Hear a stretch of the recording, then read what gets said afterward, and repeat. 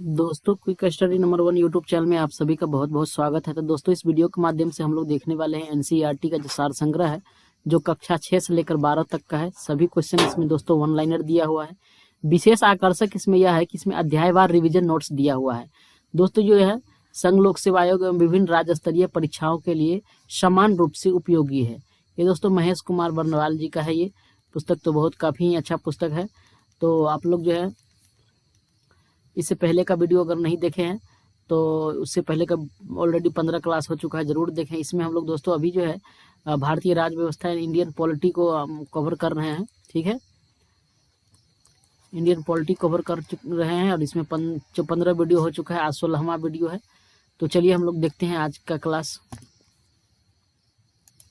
तो दोस्तों आज के इस क्लास में जो हम लोग केंद्र राज्य संबंध के बारे में जो है केंद्र राज्य के संबंध के बारे में देखने वाले हैं। तो सभी क्वेश्चन महत्वपूर्ण है, लास्ट तक बने रहिएगा। हमारा पहला क्वेश्चन है आज का कि भारत की संघीय शासन प्रणाली किस देश के संविधान से प्रेरित है। दोस्तों, तो ये कनाडा के संविधान से जो है प्रेरित है। अगला क्वेश्चन है कि किस सूची के विषयों पर जो है केंद्र और राज्य सरकारें दोनों कानून बना सकती है। दोस्तों, तो ये समवर्ती सूची जो है इस पर केंद्र और सरकार और राज्य सरकार दोनों जो है इस पर कानून बना सकते हैं। अगला क्वेश्चन है केंद्र राज्य संबंध किस अनुसूची में है। दोस्तों, तो ये 7वीं अनुसूची में है केंद्र राज्य का संबंध। अगला क्वेश्चन है केंद्र राज्य संबंधों पर वर्ष 1971 में राज्य मन्नार समिति का गठन किस राज्य के द्वारा किया गया था। दोस्तों, तो ये तमिलनाडु के द्वारा किया गया था। संघ सूची में किए गए संशोधन के बारे में देख लेते हैं। छठे संविधान संशोधन 1956 द्वारा प्रविष्ट संख्या 92 को जोड़ी गई। इसका विषय है समाचार पत्रों से विभिन्न विषयों के अंतर राज्यीय क्रम या विक्रय पर कर। ठीक है, अगला है कि 7वें संविधान संशोधन 1956 द्वारा प्रविष्ट संख्या 33 का लोप किया गया। इसका विषय है केंद्र के उद्देश्यों के लिए संपत्ति का अधिग्रहण। इसे संघ सूची से हटाकर समवर्ती सूची में शामिल किया गया है। अगला है 42वें संविधान संशोधन 1976 के द्वारा जो है प्रविष्टि दो को जोड़ी गई। इसका संबंध किसी राज्य में केंद्र के सशक्त बलों की नियुक्ति से है। 46वां संविधान संशोधन जो 1982 द्वारा प्रविष्टि संख्या 92 खो जोड़ी गई। इसका संबंध राज्यीय व्यापार या वाणिज्य के दौरान होने वाले माल के पारेषण पर कर से है। अगला 88वां संविधान संशोधन 2003 द्वारा प्रविष्ट संख्या 92 गो जोड़ी गई। इसका संबंध सेवा कर से था। अगला है कि क्षेत्रीय परिषदों का सृजन किसके माध्यम से किया गया है।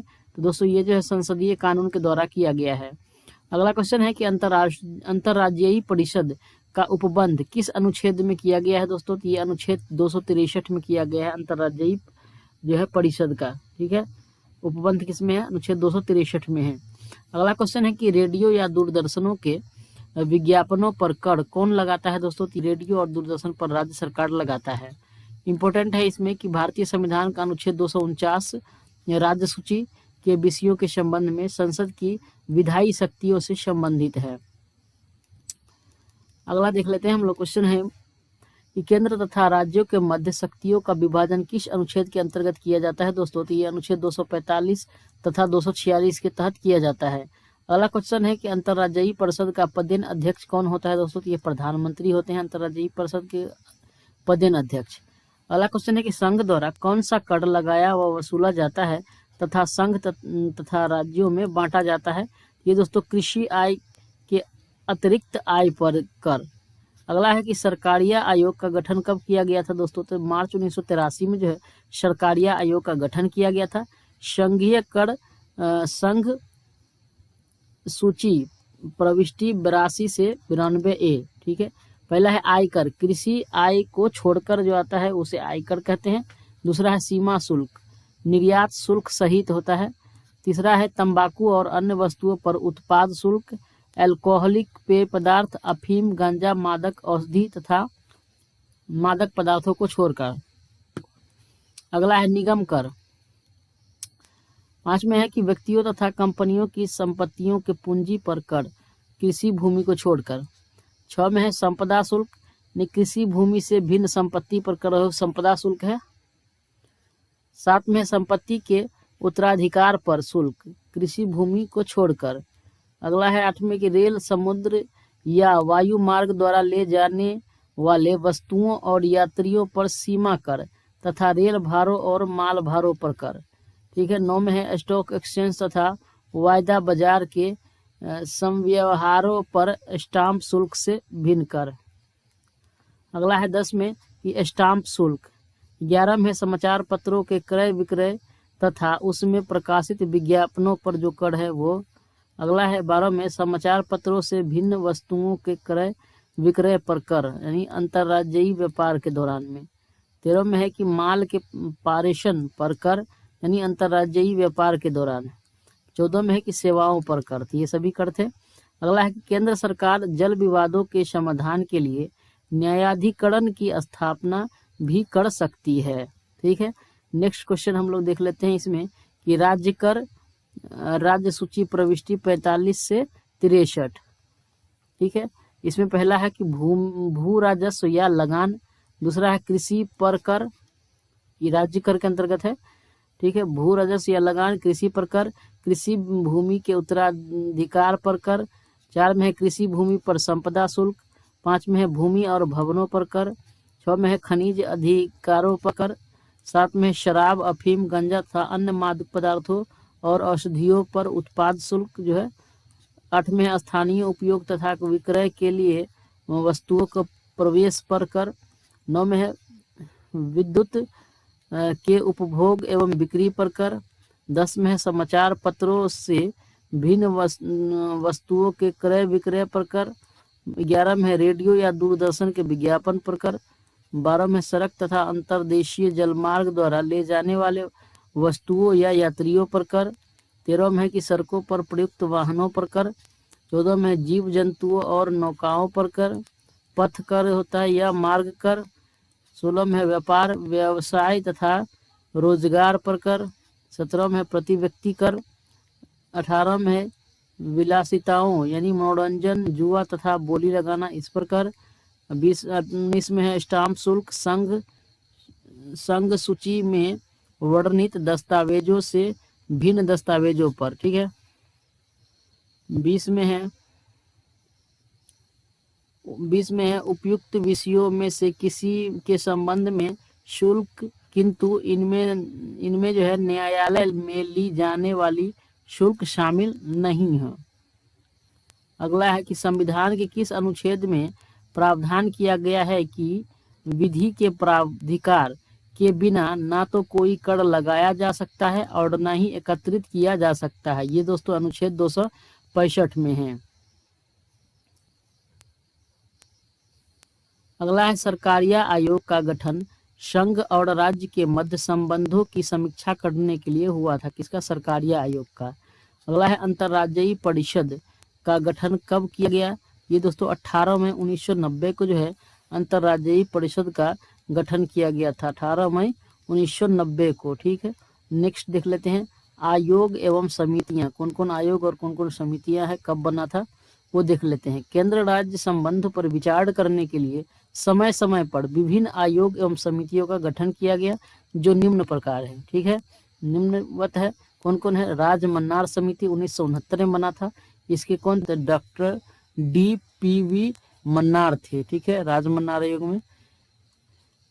दूसरा है सरकारिया आयोग, बना था 1983 ईस्वी में। ये रंजीत सिंह सरकारिया थे। ठीक है। उसके बाद बना था तीसरा प्रशासनिक सुधार आयोग 1996 में बने थे। ये कौन के अध्यक्षता में? ये मोरारजी देसाई के अध्यक्षता में।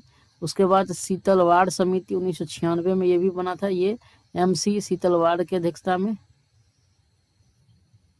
उसके बाद पूंछी आयोग 2007 में बना है, पूंछी आयोग, ये मदन मोहन पूंछी की अध्यक्षता में बना है। तो ये सभी है केंद्र राज्य संबंध के लिए जो समय समय पर समिति गठन हुआ। ये है राजमन्नार 1969, सरकारिया 1983, प्रशासनिक सुधार 1996, शीतलवाड़ 1996 और पूंछी आयोग 2007। ये ज्यादा इंपॉर्टेंट है तो आप लोग याद रखेंगे। अगला है केंद्र राज्य संबंधों को विशेष रूप से किस प्रसंग में जो है म्यूनिसिपल संबंध कहा गया है? ये वित्तीय मामलों में राज्य पर केंद्र के नियंत्रण के प्रसंग में। ठीक है। अनुच्छेद 312 के अंतर्गत राज्यसभा में उपस्थित और मतदान करने वाले सदस्य के 2/3 बहुमत से पारित प्रस्ताव द्वारा संसद को किसी नई अखिल भारतीय सेवा के सृजन का अधिकार दिया गया है। ठीक है, अगला है कि भारतीय संविधान के किस भाग में केंद्र राज्य विधायी संबंधों का विवरण दिया गया है दोस्तों। तो ये भाग जो है 11 में किया गया है। अगला है कि जल संबंधी विवादों का न्याय निर्णय किस अनुच्छेद के अंतर्गत आता है दोस्तों। तो इसका जो है अनुच्छेद 262 के अंतर्गत आता है। अगला है प्रधानमंत्री की अनुपस्थिति में अंतर्राज्यीय परिषद की अध्यक्षता उसके द्वारा नियुक्त कैबिनेट स्तर के मंत्री के द्वारा की जाती है। अगला है कि यह सुझाव किस समिति ने दिया कि राज्यपाल के प्रसाद प्रयत्न राज्य मंत्री परिषद के पद धारिता करने की संबंधित प्रावधान समाप्त कर दिया जाए। ये दोस्तों राजमन्ना समिति ने दिया था ये। ठीक है, अगला देख लेते हैं कि भारतीय संविधान में संघ और राज्य के प्रशासनिक संबंधों के उल्लेख किस अनुच्छेद में किया गया है दोस्तों। ये अनुच्छेद 256 से 263 तक किया गया है प्रशासनिक संबंधों का उल्लेख। ठीक है, अगला देख लेते हैं कि अंतर्राज्यीय परिषद के गठन का प्रावधान किस अनुच्छेद में वर्णित है। ये दोस्तों अनुच्छेद 263 में है, अंतर्राज्यीय परिषद के बारे में उल्लेख है। अनुच्छेद 262 के अंतर्गत प्रदत्त शक्तियों के प्रयोग से संसद द्वारा नदी बोर्ड अधिनियम 1956 तथा अंतर्राज्यीय जल विवाद अधिनियम 1956 पारित किया गया है। जल विवाद अधिनियम 1956 के अंतर्गत केंद्र सरकार ऐसे विवादों के समाधान के लिए न्यायाधिकरण की स्थापना भी कर सकती है। अगला देख लेते हैं तत्कालिक प्रधानमंत्री श्री विश्वनाथ प्रताप सिंह की अध्यक्षता में अंतर्राज्यीय परिषद की प्रथम बैठक जो है 10 अक्टूबर 1990 को की गई थी। ये तत्कालिक प्रधानमंत्री थे उस टाइम पर, कौन थे, तो ये श्री विश्वनाथ प्रताप सिंह थे। इनकी अध्यक्षता में जो है अंतर्राज्यीय परिषद का प्रथम बैठक कब हुआ, तो 10 अक्टूबर 1990 को हुआ था। तो दोस्तों आप लोग को वीडियो कैसा लगा आप लोग कमेंट करके जरूर बताएं, साथ में किसी प्रकार की त्रुटि हो तो वो भी बताएं। आगे आपको कौन से सब्जेक्ट का इसमें वीडियो चाहिए, क्योंकि मैं इसके बाद जो है हिस्ट्री यानी इतिहास शुरू करने वाला हूं। तो आप लोग हमें कमेंट करके बता सकते हैं कि इसके बाद कौन सा सब्जेक्ट शुरू किया जाए इसमें से। और साथ में अगर आप लोग को पीडीएफ चाहिए तो हमारा टेलीग्राम चैनल जरूर ज्वाइन करें दोस्तों। अगर आप लोग जो है सुबह डेली 6 बजे जो करंट अफेयर का क्लास अगर नहीं देखते हैं तो कम से कम टाइम में फास्ट रिवीजन के लिए डेली करंट अफेयर जरूर हमारे साथ जुड़े। करंट अफेयर ये तैयारी के लिए उसका पीडीएफ भी डेली आप लोग को टेलीग्राम पे उपलब्ध हो जाता है, तो ज़रूर ज्वाइन करिए। साथ में थोड़ा लाइक शेयर सब्सक्राइब जरूर करिए ताकि हमें मोटिवेशन मिले, ताकि हम आपके लिए और बेस्ट बढ़िया से बढ़िया कंटेंट ला सके। तो आज के लिए इतना ही, लाइक करना बिल्कुल मत भूलिए। जय हिंद, जय भारत।